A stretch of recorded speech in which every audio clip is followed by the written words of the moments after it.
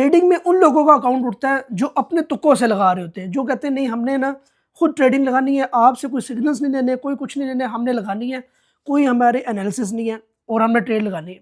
उसके बाद अकाउंट हो जाता है वॉश। फिर ये लोग क्या कहते हैं ट्रेडिंग तो है ही ऐसी, इसमें तो बंदा कमाता है 10 कमाता है तो 20 उड़ा देता है। भाई आपने जब आप ट्रेड लगा रहे थे आपने किस फंडामेंटल्स को देख के या किस एनालिसिस को देख के ट्रेड लगाई है? सिर्फ ये देखा कि यहाँ पे अब बाय ज़्यादा चल रही है तो अब हम सेल ले लेते हैं, सेल ज़्यादा चल रही है तो हम बाय ले लेते हैं। भाई ऐसे नहीं होता, ऐसे नहीं होता, पूरी प्रॉपर तरीके से चल रही होती है, एनालिसिस देख के हमने करनी होती है। अच्छा, दूसरा सवाल आ जाता है कि कुछ लोग कहते हैं एनालिसिस के बाद भी लॉस हो जाता है। भाई मैं उनसे आपसे ये कहता हूँ कि इसका मतलब ये तो नहीं कि इकट्ठा लॉस हो जाएगा। मिसाल के तौर पे मैंने यहाँ पे एनालिसिस बनाए और मैंने सोचा यहाँ से मार्केट डाउन हो जाएगी मिसाल के तौर पे, और मार्केट वहाँ से ना अप चली जाती है, बाय में चली जाती है। तो भाई आप में शऊर अक्ल होनी चाहिए कि मार्केट अप जा रही है, डायरेक्शन इसने उलट कर दिया।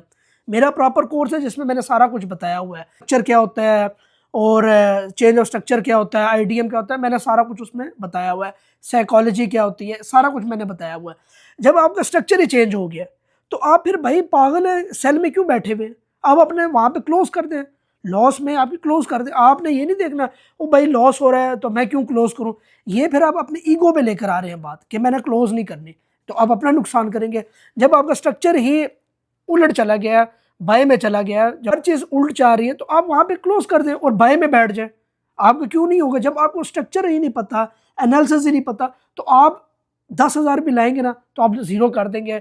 और अगर आप अच्छे समझे हुए एनालिसिस के साथ करेंगे, $100 को भी आप $500 पे ले जाएंगे। ये अब आप पे डिपेंड करता है कि आप किस सोच से चल रही है ट्रेडिंग।